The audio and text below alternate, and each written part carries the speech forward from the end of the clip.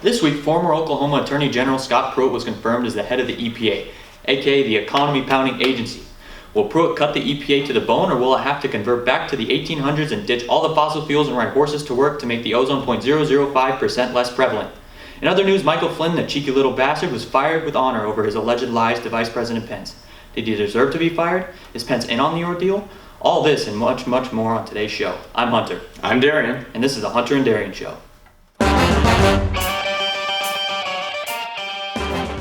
All right, so in the news this week, former Oklahoma Attorney General Scott Pruitt was confirmed as head of the Environmental Protection Agency, and this was on Friday, February 17th. So about the vote, there's the Senate voted. It was a 52 to 46 margin for his confirmation, with 2 Democrats voting against him and 1 Republican. Sorry, my apologies. 2 Democrats who voted against him and 1 Republican. Oh no, 2 Democrats voted for him. 2 Democrats voted for him, Yeah. 1 Republican voted against him, interestingly enough. Those 2 Democrats happen to be from states where people were opposed to environmental measures. Go figure. Yeah. Some facts about Scott Pruitt. He actually sued the EPA over a dozen times, and he also, and in a lot of those cases, he worked jointly with oil, coal, and gas companies. Fun facts. So, of course, many Democrats are upset about this. They urged Senator Majority Leader Mitch McConnell to delay his confirmation vote until next Tuesday. The reason for that being that he apparently about 3,000 of his emails are going to be released on that day related to his communications with the fossil fuel industry. Which is I don't know how they go through 3,000 emails that quickly. That's something I actually just thought of. But I guess if they're working efficiently. They did that same thing with the Hillary's email scandal too. The investigators said that I think it was a 3-day period. They're like, oh, we found nothing in Clinton's emails that made her seem suspicious or that were illegal or whatever. How many she had? She had tens of thousands. I think that was 30,000 emails, yeah, and that was in a week. I was like, well, I don't know how you did that, but So. As for people who were for this, for people who were happy about this nomination, basically what was said was that the EPA will not waste unnecessarily tax dollars because of this man, because he obviously is opposed to the EPA in the current way and the way it has been running. And also he said that people will say that the EPA will micromanage states less as a result, because the EPA obviously has been known to enforce regulations on a lot of states. Mm-hmm. As for people who are against this, people have said that some of his largest campaign contributors are lobbyists for coal, oil, and gas companies, and so they've contributed a lot to him, and he's worked with them in suing the EPA, so he might have interest lying somewhere else. Yep, very true. So my take on that is that's really if we kind of start seeing him have corrupt actions toward his connections with the coal industry, then that's obviously really bad. But if he is true to his roots, where he's been suing the EPA during the Obama administration, and he begins to just cut the EPA down to the bone, like I said in the monologue, that could be good, depending on if you don't want the EPA wasting your tax dollars, and if you don't want all these environmental regulations hurting small businesses. So we'll see what he does with the EPA. Yeah. So yeah, kind of similar to Hunter, hopefully he does a good job. I think those emails probably will be telling of a lot when they're released. So I know I do think it would have been better. I do agree with the Democrats on this one. It probably should have been delayed until then, but obviously that's not going to fit the Republican agenda, so they're not going to do that. And I don't know, hopefully. But hopefully he does, not help not increase that wasteful spending. This kind of reminds me of when Bill Clinton signed the Kyoto Protocol. Mm-hmm. In my opinion, that was kind of a waste of money, because although it did a little to help the environment, it costed a lot of money. Yeah, millions of dollars in taxpayer money. Yeah, so that was quite a lot of money. So let's hope he does a good job and hope for the best. All right, so the former National Security Advisor Michael Flynn resigned on Monday, February 13th. Why? You might ask. Trump says he lied to Pence, but Trump has spoken very positively also about Flynn, so it seems that they're on pretty good terms. He was lying to Pence about meeting with the Russians before President Obama took office, and that's supposed to be unprecedented, because you're not supposed to interfere with the current administration that is in there, right? When Obama was taking office, and Flynn was already meeting with the Russians like under the Obama administration technically, and that it's kind of forbidden in the kind of like the untold rules. And what was interesting was like the more issue that, according to President Trump, what they had was not, it wasn't that he discussed sanctions with Russian ambassador, according to President Trump, but it was that he hadn't told Pence, apparently hadn't told Vice President Pence the truth or not about whether or not he discussed these sanctions. And we just to put some quotes by Trump here. He said, President Trump said, quote, "He didn't tell the Vice President of the United States the facts, and then he didn't remember, and that's just not acceptable," end quote. But then he also said later on, he said, quote, General Flynn is a wonderful man. I think he's been treated very, very unfairly by the media, and as I call it, the fake media in many cases. And I think it is a really sad thing that he was treated so badly, end quote. So, I thought it was kind of weird, that he was talking about the media, because it's really, I don't know, I mean, I guess the media did some leaks, but still, he did force him into resignation.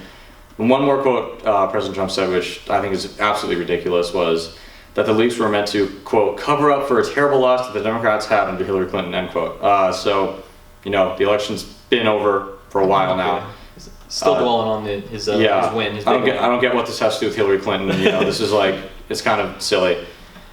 He's still like running with this whole agenda of him being the media being the enemy of everything he does, which, I mean, we definitely see the media being unfair to him in a lot of cases, but it's kind of, it's almost getting a little repetitive every time there's some new issue or something that, even if something he does wrong that most people agree that is wrong, and he just, like his go-to thing is to blame the media, which fake news. Fake news. Which, I mean, I seriously do see where sometimes the media can be biased against him and really say some things that are, I think, unfair. But that's the media. It's the freedom of the press. So he can blame the media all he wants, but it's getting really kind of old. And you know that in his when he's running again, that this is like one of the main things whoever the Democratic nominee is going to pound him on.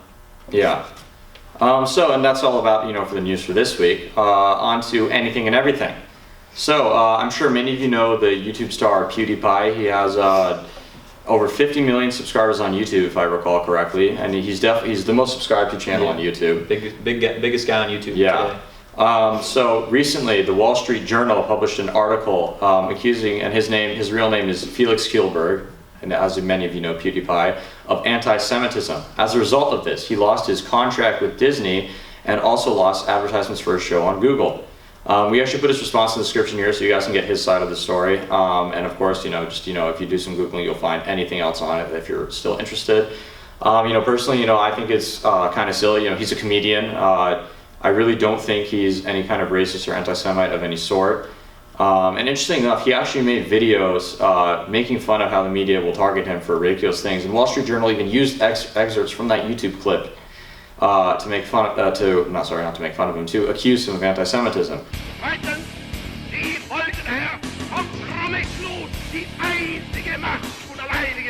So, that's bad. Wall Street Journal supposedly is supposed to be a very reputable source, so it's very disappointing to hear that this happened. And that kind of builds on my point of what I was just talking about, how the media can be fair, but also can be really manipulative. And here, obviously, is a big example of how the media is totally blowing this out of proportion. And if you see, I forgot who it was. I think it was the Wall Street Journal, but I'm not completely sure. Made a video about PewDiePie, Felix, making it him sound like he's this racist bigot. Yeah, they're the ones who started it. Yeah, I'm like, wow, it was everything they put in that video was taken completely out of context. It's like if you were to take a stand-up comedian making racist jokes or something up on stage and instead dub out all the laughing and put sad music behind it. It would be wow, this guy really sounds like a real bad guy, but really he's just it's comedy. I mean, and fun fact, Walt Disney was well known as a huge anti-Semite, so and I wouldn't even call Felix an anti-Semite in the first place, so it is kind of hypocritical of Disney to drop him. Then again, he has been gone for a long time. Yeah, I don't know if it's completely, I disagree. I don't know if it's hypocritical completely, because obviously Disney is not still anti-Semitic, at least I hope they're not. But anyways, that was a fun fact. And I don't know, this week Hunter and I went to, this is just, random tidbit, but we went to a college birthday party. There was a bouncy castle there. Yeah. So that was kind of funny. I Yeah. would share that with you guys. That was pretty fun. Honestly. Yeah, it was fun. It has It was definitely fun. been a long time since I've been in a bouncy castle. Yeah, so seriously. Brought me back a few years. Definitely. It's always cool to have fun. Who cares if it's childish, right? Yeah. All right. And lastly, we've got the dank meme of the show. So this is one I found pretty humorous. So I'll read it to you real quick. It says, thinks that more laws will keep people from owning guns, smokes pot. And then you have Rick Santorum over here and it says, thinks that more laws will keep people from smoking pot, owns guns. And then you have Gary Johnson over here and he says, I'm just over here like, can't we just try freedom? So yeah, I thought that was pretty good, and basically the point of this, just in case any of you don't understand, is that there are often, people on the left really want to ban guns and thinks that these laws will keep them from owning it, but then they smoke pot. And obviously not everyone, of course, but Yeah. and they smoke weed, which is obviously against the law, and they believe in legalizing it. And then you have people on the far right who think that laws can keep people from smoking marijuana, which obviously they haven't, seeing the mass incarceration rates we have over it for a completely victimless crime.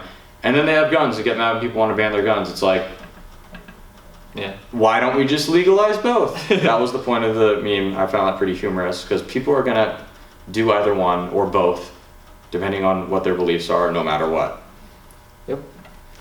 All right. Well, that about concludes our show today. Our show for today. Thank you guys for tuning in. Hope you have a great rest of your week. Yep. Thank you. And God bless America.